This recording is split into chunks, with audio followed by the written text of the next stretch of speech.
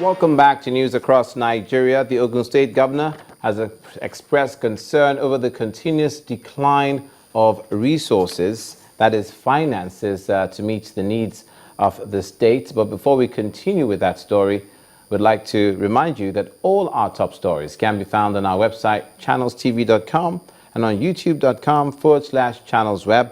Visit m.channelstv.com to view us live on your mobile device. You can also download the Channels TV app for Android, iOS, and Windows phones from their respective stores. We'd also like to urge you to please interact with the Eyewitness feature in the Channels TV app on the Android, iOS, and Windows platforms. If you have pictures or videos you'd like to share with us, tap the application on your device, swipe to reveal the Eyewitness menu, and follow the instructions. Now let's bring you up to date with happenings in Ogun State. The governor, Abdularahman, has expressed concern over the continuous dwindling finances, which has not allowed the government to effectively meet its financial obligations in recent times. He bared his mind during a meeting with the members of the Nigeria Union of Pensioners, Ogun State chapter, who paid him a visit in his office in Abeokuta, the state capital. While dissociating themselves from the media reports accusing the state government of insensitivity to the plight of pensioners, they commended the financial re-engineering put in place by the state, but were also quick to ask the governor for the payment of outstanding gratuities owed them. The meeting was at the instance of the state governor, Senator Ibikunle Amosun. One, to give members of the union an opportunity to explain the content of their press briefing published in some national dailies, accusing the state government of neglecting pensioners in the state, especially in the payment of outstanding gratuities. Although the chairman of the union dissociates members from the content of the press publication, claims by another member reveals things are not too rosy. The punch of savings of this we distance ourselves from that. You have been paying us regularly, and I say this, and it is in record that in the whole of the Southwest, you are number one.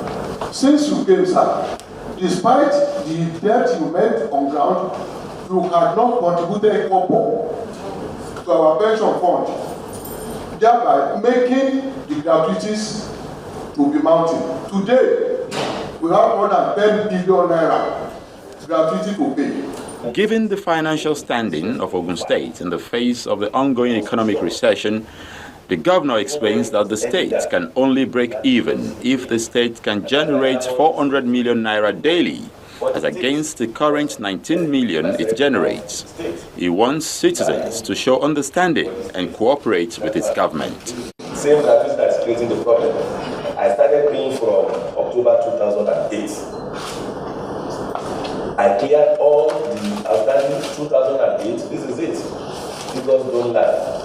2009, 2010, 2011, now I'm in 2012 November. And I will explain why. It's only the way we are in the state, and that's why I just say, okay, don't let me shout about it. In Lagos State, this is camera. If you retire, you wait for 2 years before you put in your paper. But in Ogun State, you retire one day like this. The following month, you are bringing paper. That is not small money. Going forward, Governor Amosun says he is committed to paying all gratuity arrears as soon as funds are available. From the southwest to the northwest, President Muhammadu Buhari has warned individuals and groups against fomenting trouble that could plunge the nation into crisis. He gave the warning to the Minister of Interior, General Abdularahman Danbazzau, when he visited Zaria in Kaduna State to assess the impact of the damage as a result of the clash between the Nigerian Army and members of the Islamic Movement of Nigeria last Saturday. The minister, who was accompanied by the Inspector General of Police, Solomon Arase, and the Commandant General of the Nigeria Security and Civil Defense Corps, warned against any act of lawlessness and disregard for the rule of law. And now, to get a further heads up on the current situation now, we're joined by our correspondent in Kaduna State, Chimeze Enyocha, to give us some information on what's happening now. Chimeze, what's the current situation of things in Kaduna State?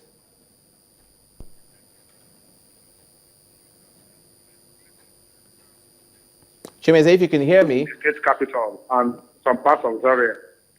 After this morning, many offices, banks, markets, and schools that closed yesterday, as early as 11 a.m. yesterday, due to fear of a planned violent protest by members of the Islamic Movement of Nigeria in some parts of the state capital, open for business this morning.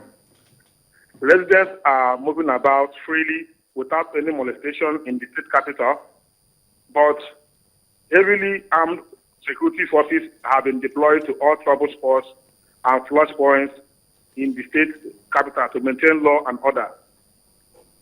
Meanwhile, the State Police Commissioner, Police Command had denied reports in some sections of the media yesterday that these men killed 3 members of the Islamic movement during a protest at Tunwada area in the state capital.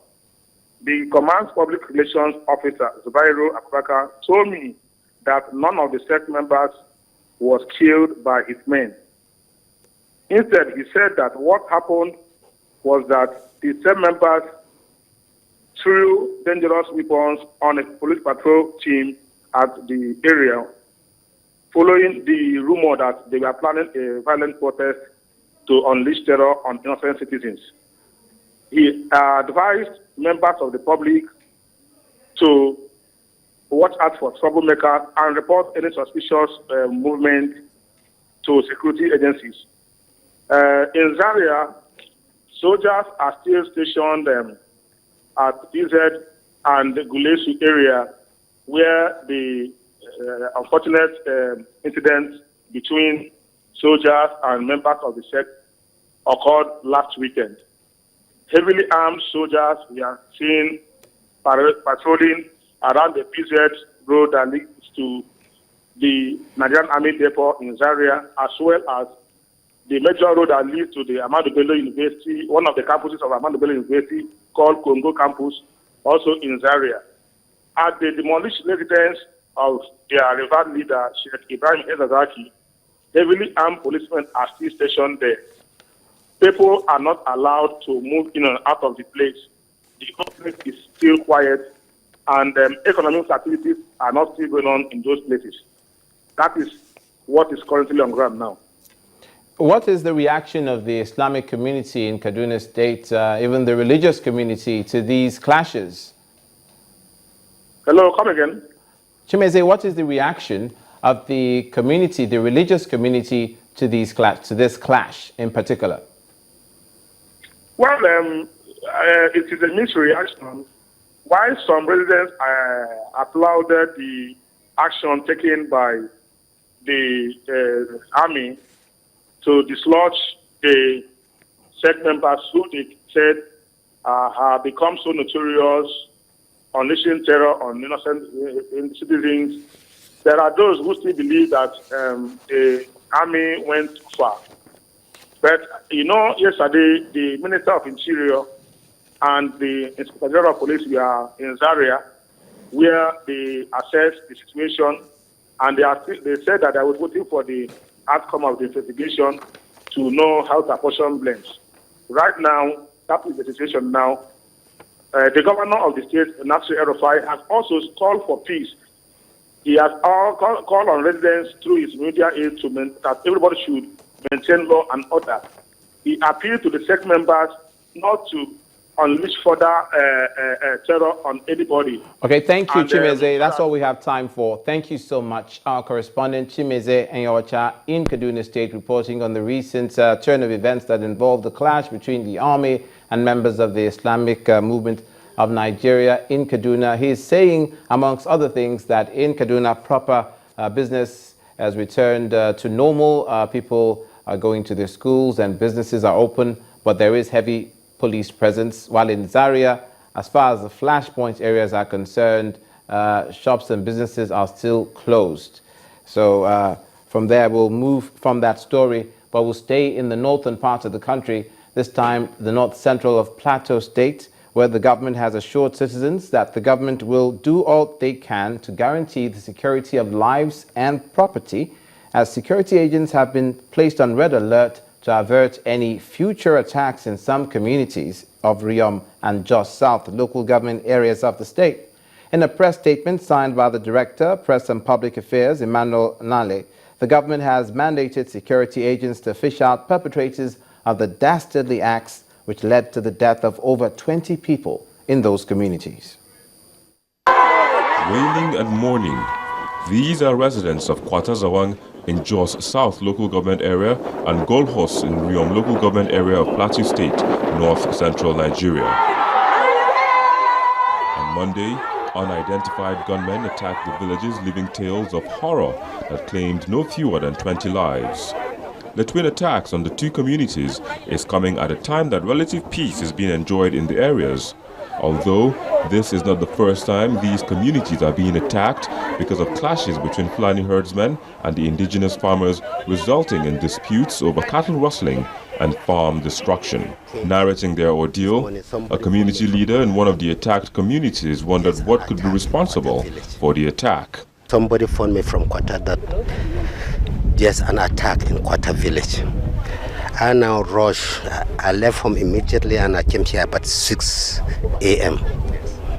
And I went around the houses, about 4 houses or so.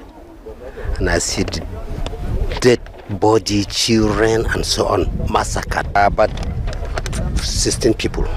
The spokesman for the Special Task Force believes that this recent attack on the villages could have been a retaliation following the gruesome murder of a herdsman some weeks ago. We're treating the events in Kwata as a reprisal, sequel to an earlier attack at Wereng, in which 2 Fulani men were killed. Since then, the district head of Wereng had been declared wanted, having been invited, and he refused the invitation. He's presently on the run in connection with the killing of the 2 persons around his domain.